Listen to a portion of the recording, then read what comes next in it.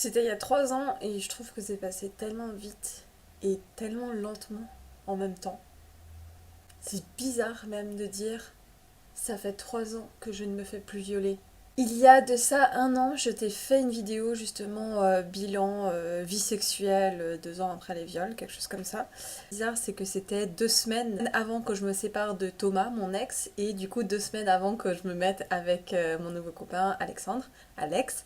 Et donc il s'est passé beaucoup de choses. Tu t'imagines bien que tu changes de partenaire, comment aborder aussi à un nouveau partenaire cette difficulté-là dans ta vie, qu'est-ce qui va se passer, il a une autre culture, donc un rapport différent encore à la sexualité, c'est pas du tout le même profil que Thomas, enfin bref, ça a changé énormément de choses et je me dis que c'est important, intéressant. Et en plus de ça, moi-même j'ai changé énormément de choses en 1 an. Du coup, j'ai pas le même bilan que le bilan de la dernière fois. Il y a des choses qui ont vraiment changé, il y a des choses qui ont pas beaucoup changé. Ce serait intéressant que tu regardes la première vidéo avant de regarder celle-ci, je te la mettrai dans le petit i. Mais tout de même, je vais te remettre un peu des contextualisations. En janvier 2016, ça a marqué la fin de ma relation avec le premier violeur que j'ai côtoyé. Ça faisait à peu près 1 an et demi qu'on était ensemble et janvier 2016, ça a marqué notre fin de relation à proprement parler, mais on est resté à peu près 1 mois et demi, 2 mois, comme on dirait sex friends ou plutôt violer friends. Voilà. Je te mettrai pas mal de vidéos, je pense, dans le petit i si tu veux en savoir un peu plus sur ça. En mars 2016 j'ai débuté une relation avec un autre homme qui a duré 2 mois à peu près. Et dans cette relation, c'était bizarre parce que j'avais l'impression que ma vie sexuelle allait vraiment bien, parce que j'étais vraiment dans le déni, j'avais pas conscientisé du tout ce qui s'était passé avec le premier, j'étais dans l'amnésie totale. J'ai presque envie de dire que c'était la belle époque, mais parce que je connaissais pas le problème, mais en fait je le vivais à l'intérieur de moi, donc c'était pas vraiment la belle époque, mais en tout cas, c'était une époque où j'avais beaucoup d'orgasmes, et ça c'est cool. Et puis septembre 2016, je me suis remis dans une relation qui a duré 1 mois, 1 mois et demi, avec une seconde personne qui m'a violée assez régulièrement, et qui était dans la même université que moi, donc ça ne m'a pas aidée. Hein. Je conscientisais toujours pas à ce moment-là, j'avais juste l'impression que c'était presque normal ce qui m'arrivait, alors que bah, ça l'est pas, hein. Avoir un rapport non consenti, ça l'est pas. Comme je disais, il y a eu des rapports qui étaient douloureux physiquement parlant, où il y avait de la violence physiquement parlant, et il y en avait d'autres où il y en avait pas, où c'était beaucoup plus du psychologique. Mais en tout cas, ce qui est sûr, c'est que c'était pas consenti, ça c'est sûr et certain. Et je me suis mise avec Thomas, du coup, le 15 mars 2017. Et c'est le 5 mai 2017, donc mars, avril, mai, 2 mois après, où j'ai conscientisé pour la première fois le fait que j'ai été violée. J'ai mis un peu en route un parcours de combattant où je suis allée demander de l'aide à une psychologue, à un groupe de parole pour personnes qui avaient été violées, au planning familial. J'étais en dépression à ce moment-là, donc ça a fait chuter encore plus ma dépression. Enfin, c'était très dur d'admettre que ça s'est passé avec 2 personnes différentes, 2 hommes différents, et j'avais peur. Et là justement, c'est mis en place tout ce que je t'ai fait dans le premier bilan, donc je t'inviterai à aller le voir. Mais beaucoup de difficultés au niveau sexuel, mon corps qui s'est totalement fermé, plus possibilité de ressentir ce qui se passait corporellement parlant pendant le sexe, beaucoup de flashbacks, des hauts, des bas, des moments où tu ressens et où tu as l'impression que ça va mieux, que tu te libères, et d'autres où tu te dis que tu reviens à la case départ. Franchement, c'était dur, et aussi un parcours du combattant juste pour me réapproprier ce qui était à moi, mon corps, moi, mon identité, et ne plus rester dans une identité de victime, mais de réavoir mon identité à moi, de récupérer mon corps qui m'ont pris ces jours-là. J'en étais quand même à un point, il y a 1 an, où ça faisait quand même assez partie de ma vie. Alors j'allais très bien, enfin vraiment, je vous ai pas menti, hein, j'allais très bien, c'est pas un truc qui me prenait tous les jours de ma vie, je pensais qu'à ça, je l'ai eu à un moment, je l'ai eu au tout début, tous les jours de ma vie je pensais qu'à ça, j'en pouvais plus, blablabla. Non, j'allais bien. Par contre, mon corps n'allait pas bien. Voilà, j'avais pas de connexion vraiment à mon corps. Et je sentais qu'il y avait des choses qui devaient encore se débloquer, mais je savais pas vraiment quoi. Mais ça m'empêchait pas d'aller bien, ça c'est sûr et certain. Mes relations, c'était quand même du haut, du bas. J'avais commencé à débloquer quelques croyances, notamment à la fréquence, à quelle fréquence je suis censée faire l'amour. Est-ce que c'est normal que j'ai beaucoup moins de libido? Est-ce que c'est normal que j'ai pas beaucoup envie de faire l'amour? Est-ce que c'est normal que j'aime le BDSM? Est-ce que le BDSM est en lien avec les viols? Mais en même temps non, parce que j'aimais le BDSM avant ça. Et je me posais pas mal de questions. On avait testé des choses avec Thomas, on avait testé des styles de méditation, on avait beaucoup parlé, on avait mis en place beaucoup de sécurité autour de ça, et j'étais déjà arrivée au point où j'avais plus envie qu'on me traite comme une victime de viol, mais j'avais juste envie de faire l'amour, avoir du plaisir, des choses normales quoi. Et ça c'était il y a 1 an, et maintenant j'estime qu'on peut passer à qu'est-ce qui s'est passé depuis là. Est-ce que j'ai encore des flashs? Est-ce que j'arrive à avoir des orgasmes? Est-ce que mon corps est mon ami? Est-ce que j'ai découvert de nouvelles choses sur moi, sur les autres? Est-ce que j'en veux? Est-ce que j'y pense quotidiennement? Toutes ces choses-là, tout en sachant que j'ai un nouveau copain. Donc. Et il faut bien que je lui parle. Je me disais comment ça va se passer, parce qu'en fait, pour moi, Thomas, il était déjà avec moi au moment où j'ai découvert que j'ai été violée. Donc il était déjà dans la compréhension de moi, on avait déjà installé un truc. Là, je devais aller vers un gars et avant même qu'on commence une relation, le mettre au courant de ça. En fait, je pense que de point de vue extérieur, on peut se dire que c'est un truc qu'on appréhende. Et en fait, moi, ça s'est tellement bien passé avec Alex les 3 premiers jours où on a discuté que le troisième jour, justement, je lui ai parlé de ça. Je lui ai parlé de ma vidéo que je vous avais fait. Je lui ai parlé de ce que ça avait généré chez moi, de ce qui se passait avec Thomas, de comment ça se passait avec Thomas, de ce que s'il devait y avoir quelque chose avec un autre homme, lui en l'occurrence, comment je me sentirais à l'aise et tout. Et nos premières semaines de relations sexuelles, j'ai vraiment envie que cette vidéo, tu le vois comme ça, tu le vois vraiment comme une évolution chronologique. Donc, première semaine avec Alex, puis ce qui s'est passé après, puis mes autres découvertes sur moi, puis ce qu'il y avait tout au profond que j'arrivais pas à voir, puis le déclic par rapport à ma vie sexuelle, puis ce que j'ai mis en place. Déjà, en premier lieu, ce que j'ai fait avec Alex, c'est que j'ai voulu qu'on en parle, ça c'est sûr et certain, et j'ai voulu faire en sorte qu'on pose des règles en fait.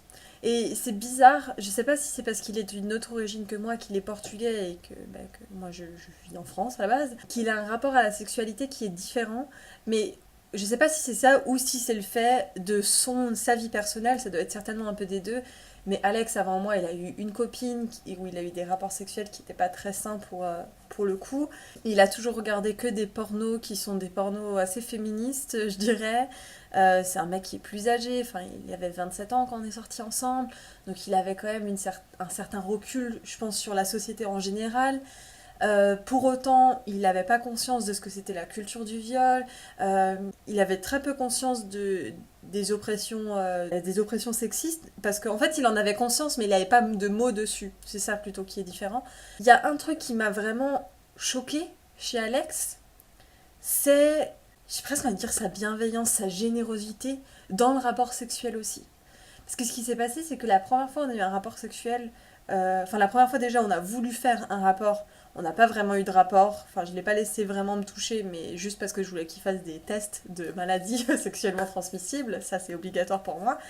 Mais la première fois on a eu des rapports, ce qui m'a impressionné, c'est sa capacité à naturellement avoir des règles qui sont censées être naturelles en fait. Donc des règles de demander si tu veux avoir un rapport, de demander si ça va pendant le rapport, d'être attentif à mon langage corporel, de me laisser le temps, de laisser une place à mon plaisir. Parce que je sais qu'avec Thomas, on en avait beaucoup parlé, et je ne mets pas du tout la pierre sur Thomas, hein, je pense qu'il a fait les choses très bien, mais que c'était peut-être pas aussi naturel. Mais avec Alex, par exemple, je me souviens d'un moment qui m'a vraiment choquée, où il devait aller dans son travail le matin, quoi. Et il nous restait une petite demi-heure et tout. Et moi, dans ma tête, je m'étais dit, genre, si on va avoir un rapport sexuel et qu'on a une petite demi-heure, 15 minutes devant nous, ben c'est moi qui vais faire une fellation ou prendre soin de lui. Enfin, je sais pas, ça me paraissait logique dans ma conception de la sexualité. Et il me dit, bah non, bah, pourquoi on ferait pas une demi-heure et que je fasse un cunilingus, tu vois. Alors déjà, moi, imaginer une demi-heure de cunilingus, ça ne... C'était impossible de m'imaginer ça. Dans juste qu'on m'accorde autant de temps pour moi, alors que j'avais déjà déconstruit pas mal de choses avec Thomas, donc voilà, comme quoi c'était déjà bien ancré ça. Et en plus de ça, que si on a le choix entre lui faire plaisir à lui ou me faire plaisir à moi, ben naturellement il allait se dire qu'on allait me faire plaisir à moi. Alors que moi naturellement j'allais me dire bah non c'est l'homme entre guillemets à qui on fait plaisir quoi, c'est l'autre en tout cas.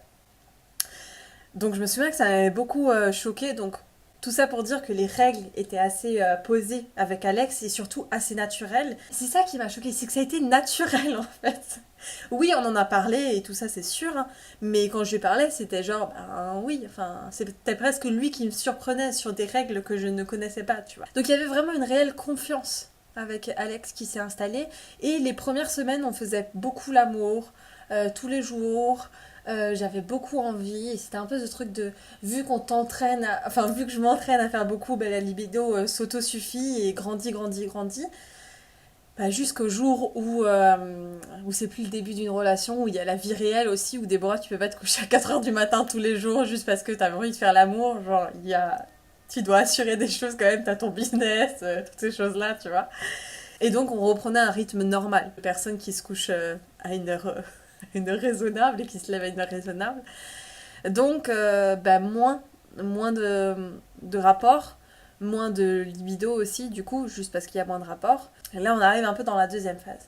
Mais avant ça, il s'est passé un moment bizarre, extraordinaire, incompréhensible, avec Alex. C'est un moment, on a eu un rapport sexuel.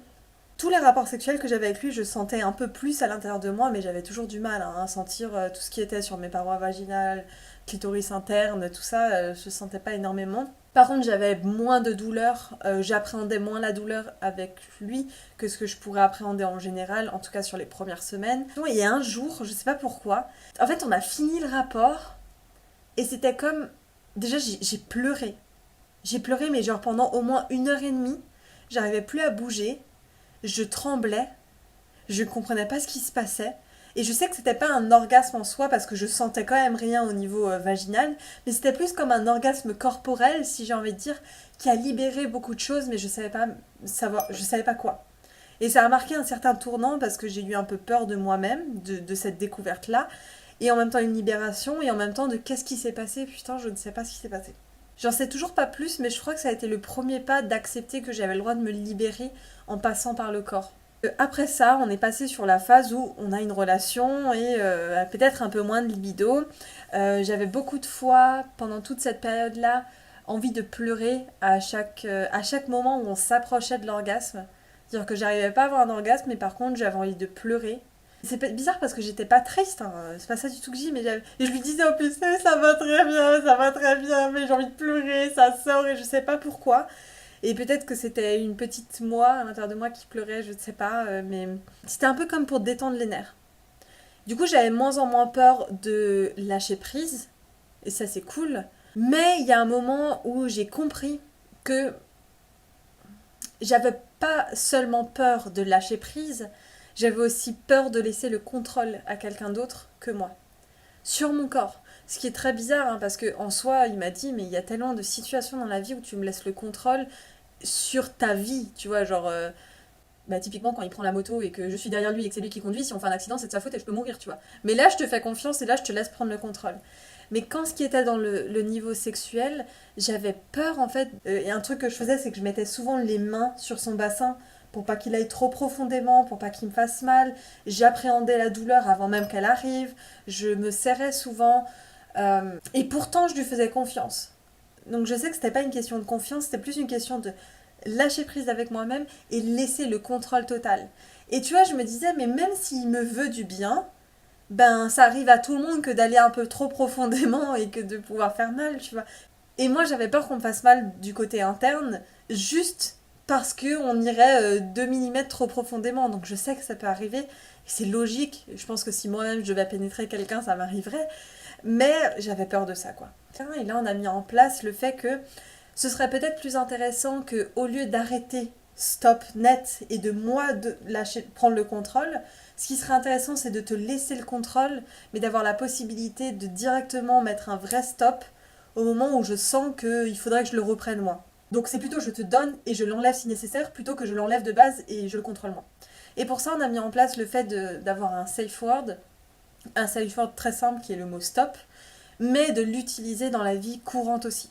Pour que je me rende compte que dans la vie courante, et pas que dans la vie sexuelle, il ait intégré ce safe word et qu'il le comprenne. Si je lui disais juste non sur des petits trucs, genre s'il me chatouille et que je dis non, arrête de me chatouiller, blablabla, bah c'est juste ces petits noms de la vie courante. Et c'est ça aussi, je pense, le problème avec le non sexuel, c'est que bah, dans la vie courante, rarement quand tu dis juste non, on le prend déjà au sérieux. Donc des fois, ça m'arrivait qu'il me chatouillait, je disais non, non, non, non, non, et après je dis stop, et vraiment, il arrête. Ou genre, Alex, il me touche beaucoup les joues, il aime trop mon corps. Franchement, il aime trop toucher mon corps. Enfin, c'est cool, hein, c'est génial, parce que j'ai l'impression d'être son doudou et tout. Mais c'est un point où, des fois, j'ai mal à la joue, tellement il aime mes joues, quoi. Et donc, à ce moment-là, ben, je dis stop, et je vois qu'il arrête vraiment. Et ça me rajoute à chaque fois de la confiance sur le safe word. Donc ça a été un premier pas, moi, qui m'a beaucoup aidé. Je lui ai laissé un peu plus de contrôle, mais là est arrivé le problème que ben, j'avais souvent mal. J'avais souvent mal à l'intérieur. Surtout, je dirais, au fond. Dès qu'on se rapprochait du début du fond, eh ben, ça me faisait mal.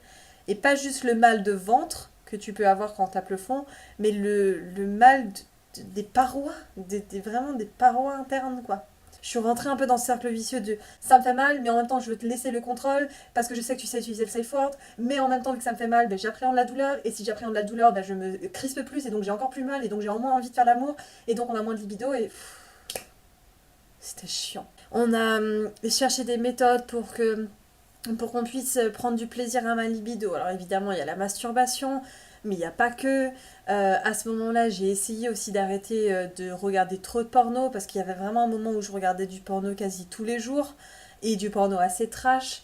Et donc, je m'étais fait un peu un challenge de 30 jours sans porno, et voir si ça avait une influence sur ma libido. On a essayé aussi de faire moins l'amour, de moins se mettre la pression. J'étais rentrée un peu dans un truc où je comptais les jours.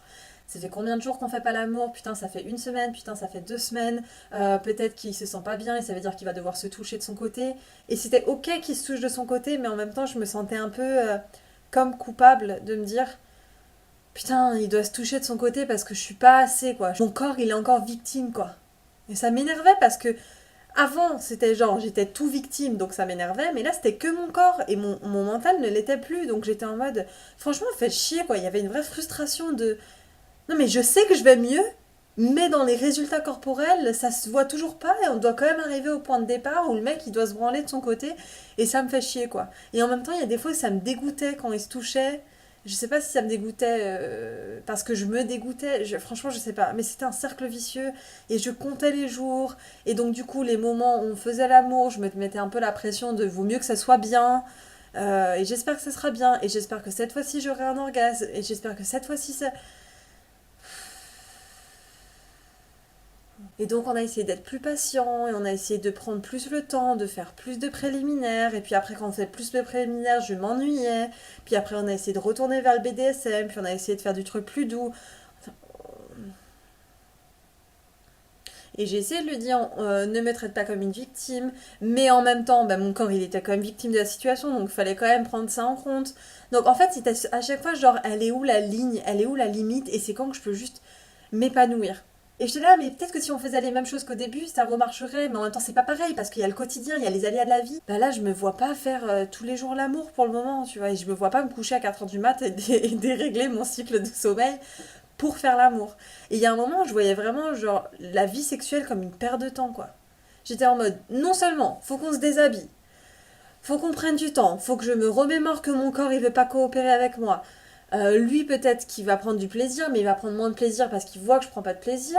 Et à la fin, je suis déçue de moi-même. Bah si ça c'est pas une perte de temps, qu'est-ce que c'est, tu vois? Et je me suis dit, mais tu sais quoi, peut-être même que je devrais plus faire de sexe. Et c'est tellement chiant parce que je sais qu'en fait, il y a plein de fois où quand je faisais l'amour, ben, j'avais vraiment du réel plaisir, j'aimais ces trucs-là, mais j'arrivais pas à comprendre les schémas. Oh, rien que de vous en parler, ça me saoule. Surtout qu'il faut comprendre que moi, mon copain, c'est un mec qui a beaucoup de libido. Alors là, pour le coup, je lui en voulais qu'il avait envie, alors que moi, j'arrivais pas à avoir envie assez. Je lui en voulais de le voir bander tout le temps. Et en même temps, j'ai l'impression que, mais putain, parce que si tu bandes, tu mets la pression et ça veut dire que tu veux faire l'amour. Et puis il y a un moment où, en fait, Alex, naturellement, s'est presque adapté à mon rythme à moi. Je sais pas trop comment, je pense que. Je sais pas trop comment. Je sais pas. Je crois pas qu'il s'est mis la pression en mode faut que j'attaque le rythme de Déborah et que c'est ça la solution. Je pense que juste petit à petit, avec les jours qui passent et tout ça, ben, il y a un moment, on a eu une discussion, il m'a dit, ben, tu sais quoi, j'ai même plus vraiment envie de le faire souvent. Et là, on est passé dans l'autre côté où bah, moi, je me sentais vexée de voir que mon mec avait pas envie de moi. Rien n'était bien, quoi. Et en même temps, c'est pas vrai parce qu'il y avait plein de choses sur le reste qui étaient bien. Il y avait des bons moments, il y avait des fois où on se prenait vraiment du plaisir et j'arrivais même pas vraiment à les compter. Parce que j'étais là, oui, mais en même temps, c'est tellement rare de pourquoi je les compterais, quoi. Mais le vrai positivité, c'est que moi j'avais fait un réel meilleur travail pendant tout ce temps-là et j'avais plus vraiment de flashback pendant les rapports. Donc ça a été une vraie libération. Et quand ça arrive un flashback, je suis très sereine en fait. Ça me prend pas genre ah ça arrive, blablabla. En vrai, je suis assez sereine et je sais que je vais le faire partir et que c'est juste comme une pensée qui est arrivée. Et aussi le fait que j'avais de moins en moins peur qu'on me viole. Non mais c'est bizarre à dire, hein. Mais tu sais, quand on laisse le contrôle à quelqu'un, il y a aussi la possibilité de le laisser te violer. Et en fait, j'avais vraiment pas peur que Alex me viole. C'est trop bizarre parce qu'en soi, j'ai jamais eu peur que Alex me viole en tant que tel. Mais vu que j'avais ces flashbacks, eh ben, ça faisait le lien. Et je me disais, ben, c'est Alex qui représente ça, donc c'est peut-être qui pourrait me violer. Mais je n'ai jamais pensé une seule fois que Alex serait capable de me violer. Enfin, ça, c'est mort, pas du tout. Et puis, on en arrive à une troisième phase, je crois. Je crois qu'on est à la troisième phase. Et cette troisième phase, c'est la mise en pratique aussi pour nous de rentrer dans le polyamour. Enfin, je dis oui et non parce que, enfin, franchement, ça ferait une vidéo à part si je vous parle du polyamour. Mais en fait, on est reparti sur un nouveau cycle qui pour moi à la base n'avait rien à voir avec la sexualité. Enfin, moi je me suis toujours intéressée au polyamour en premier pour le côté amoureux, relation, construction. Et je t'avoue que je pensais même pas trop au sexe dans le polyamour. Alors je savais que ça en ferait partie parce que ça fait partie d'une relation, en tout cas pour mon type de relation. J'ai pas eu vraiment ce truc de j'ai juste envie de coucher avec ce mec et ça va m'aider dans mon couple ou je recherche un truc que j'ai pas chez mon mec. Enfin, c'était vraiment pas ça. On est arrivé au mois de septembre 2019 où j'ai eu tout en même temps en une semaine, vraiment. Ça a été pendant un séminaire d'ailleurs de coaching. Le premier truc, c'est que j'ai été un peu coachée sur le fait de refaire de ma vie sexuelle une priorité. Parce qu'en fait, quand il se passe tout ça, il y a un moment où tu as un peu envie de le mettre de côté. Tu vois, il y a un peu un moment où tu te dis, franchement, c'est un peu la solution de base et idéale et simple que de juste pas avoir trop de rapports, mais pas vraiment aller rentrer dans la problématique profonde et tout ça, tout ça. Que je le voyais un peu, tu sais, comme quand t'as une blessure à la jambe, admettons, t'as une blessure, mais une blessure ouverte, si tu veux, ou une petite blessure, peu importe comme tu veux, qui est corporelle du coup, mais qui t'empêche pas de courir, qui t'empêche pas de marcher, qui t'empêche pas de faire tes activités quotidiennes. Juste de temps en temps, quand tu touches la blessure, bah ça fait mal, quoi. Mais si tu la laisses de côté, la blessure, bah elle te fait pas mal, elle t'empêche pas de faire ce que tu veux faire de ta vie, tu vois.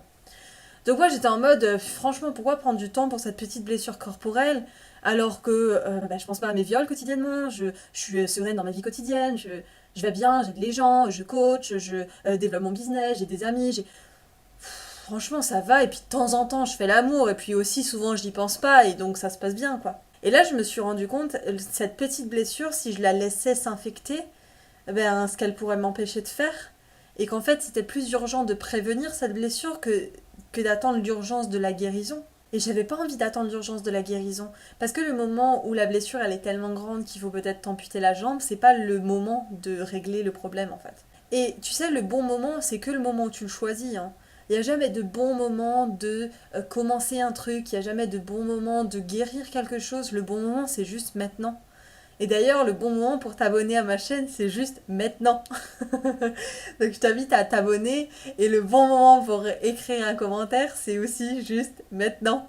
J'aimerais bien que tu m'écris un commentaire sur la chose que tu fais pas maintenant et qu'il faudrait que tu fasses maintenant justement. Et je me suis rendu compte de ça et quelques jours après, je suis rentrée dans une relation avec cet homme-là et on a eu un rapport sexuel ensemble.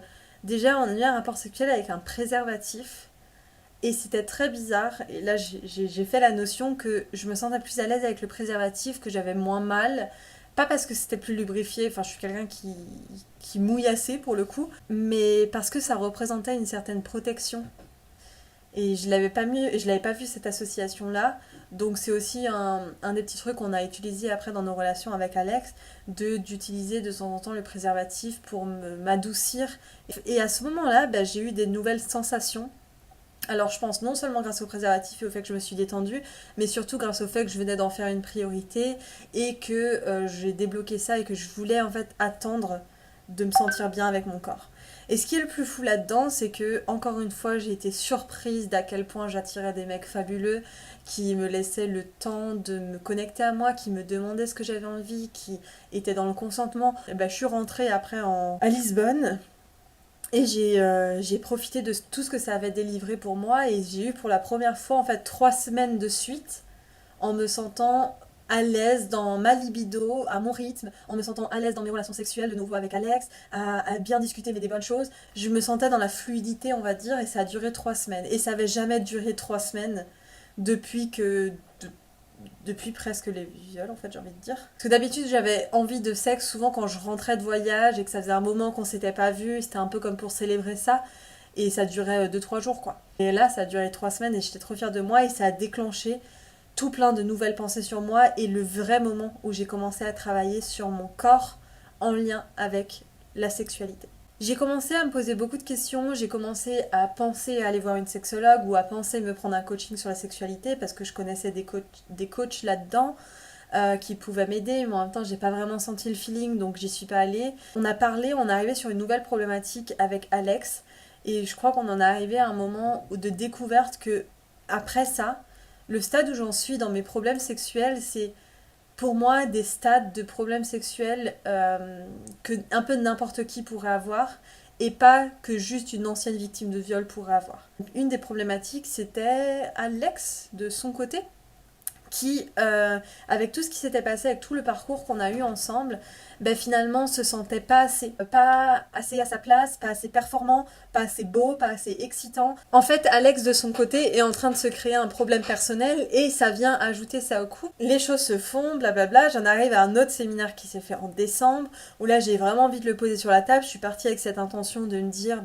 j'ai envie de ressortir de ces 1 semaine de séminaire avec beaucoup de déclics, de déblocage personnel, alors que c'est un séminaire professionnel aussi. Mais... Et donc je pose sur la table que j'ai envie d'en faire une vraie priorité en 2020 aussi, et que j'aimerais avoir des conseils, et je rentre en connexion avec une personne qui me comprend bien, j'ai l'impression, qui peut m'aider à un autre niveau.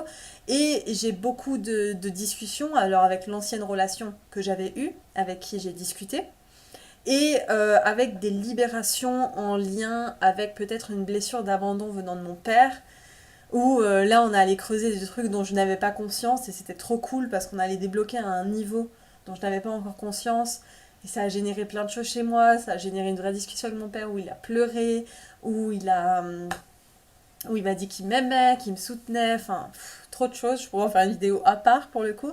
Mais tout ça en 1 semaine, ça s'est comme mis dans le bon ordre, au bon moment, de façon progressive en fait. Je suis ressortie de ce séminaire avec la ferme intention d'en faire encore plus une priorité, de renouer pour le coup avec mon corps et d'avoir une discussion avec Alex pour le rassurer sur à quel point il m'attire, pour le rassurer sur ses performances, pour le rassurer sur ce qu'il est censé faire, pour les rassurer sur ce qu'on peut mettre en place pour que tous les dons soient à notre place. Et donc je suis rentrée, on a eu cette discussion sous un nouvel angle qu'on n'avait jamais réussi à avoir. Et d'ailleurs c'est ouf parce que c'est Paul, le gars avec qui j'avais une autre relation dans le polyamour, qui m'a aidé à avoir cette discussion avec Alex. Donc c'était très libérateur quand on est rentré, ça l'a beaucoup rassuré lui en fait.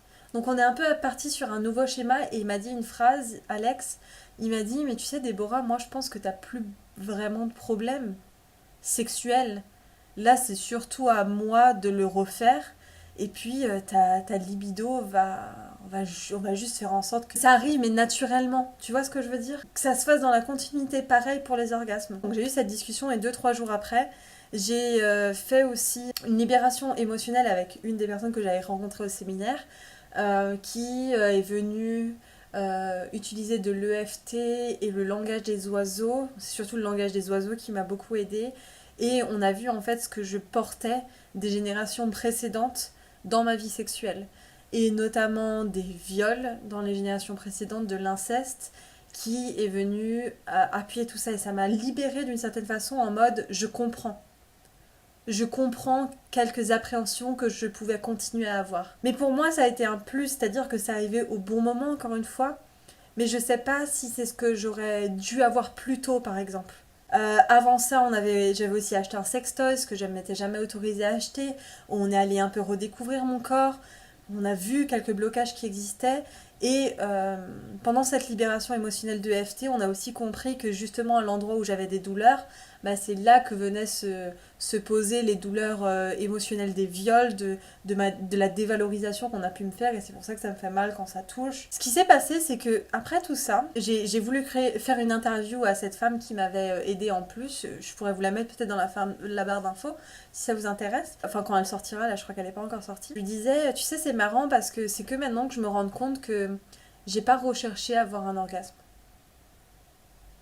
Mais je sais que c'est pas que sa séance qui m'a aidée. Ça m'a aidé, mais pour moi, ça m'a aidé parce que c'était au bon moment. C'est aussi ce qui s'est passé pendant tout le séminaire, c'est ce qui s'est passé pendant l'année qui est arrivée, c'est toutes les discussions, c'est le fait que j'en ai fait une priorité, c'est le fait que j'ai pris une décision, blablabla. C'est tout ça qui m'a aidé. Et on en était arrivé à un moment où je me suis dit, mais j'ai plus recherché à avoir des orgasmes. Alors, je n'arrive toujours pas à avoir d'orgasme interne pour le moment. J'ai l'impression que je prends plus de plaisir à avoir des relations avec Alex. Surtout, je le sens lui plus en plaisir, dans le plaisir, avec moi. Et j'avais mis pendant cette semaine à Malte le mot sur ce qui m'excitait et me faisait du bien dans la relation sexuelle, c'était la connexion. La connexion. En fait, c'est ça pour moi qui a été le plus gros pouvoir, c'est de me savoir que quand je me sens en connexion, connectée avec Alex, bah, le reste ça prend moins de place et je pense moins à l'orgasme et je pense moins à ce qui va me faire mal. D'ailleurs, il me fait pas vraiment mal quand on est dans la pure connexion.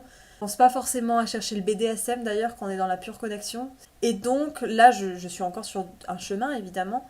Mais à l'heure actuelle, ma libido n'est toujours pas. J'ai pas envie de faire l'amour tous les jours. Des fois, il m'arrive de compter encore les jours. Mais j'ai quand même la sensation qu'à un niveau plus profond, j'ai plus de compréhension, je sais ce que je cherche, je sais aussi ce qu'on peut faire, comment on s'organise dans notre vie sexuelle. J'ai plus envie de dire que je me sens apte à continuer le chemin, au clair sur le fait de comment continuer le chemin. J'ai mon coaching dans 3 minutes sinon. Donc on va arrêter cette vidéo ici, mais attends, ne pars pas, parce que je n'ai pas fini de te dire quelque chose. Une bonne nouvelle, c'est que dans la vidéo de dimanche, je vais t'annoncer un projet sur lequel je travaille depuis 2 ans, qui sera certainement un projet pour toi, qui va sortir et qui aura des avantages pour les gens qui seront là le 26, donc je t'inviterai vraiment à regarder cette vidéo-là. Et je te parlerai non seulement des peurs, de ma légitimité, de se sentir soutenue, de se redécouvrir, de toutes ces choses-là. Si tu veux aller plus en profondeur dans ta problématique à toi et que tu as envie de prendre un coaching avec moi, je t'invite à prendre une première session stratégique en barre d'infos. Je te mettrai aussi en barre d'infos le lien d'un replay de webinaire que j'ai pu faire. Ce replay, je t'invite à le regarder avant de prendre une session stratégique avec moi, juste pour que tu vois pour qui c'est les coachings. Si tu as envie de me faire un retour sur ce que cette vidéo évoque chez toi, ça me ferait vraiment plaisir. Et puis je te fais de gros bisous, je te dis à la prochaine, ciao ciao.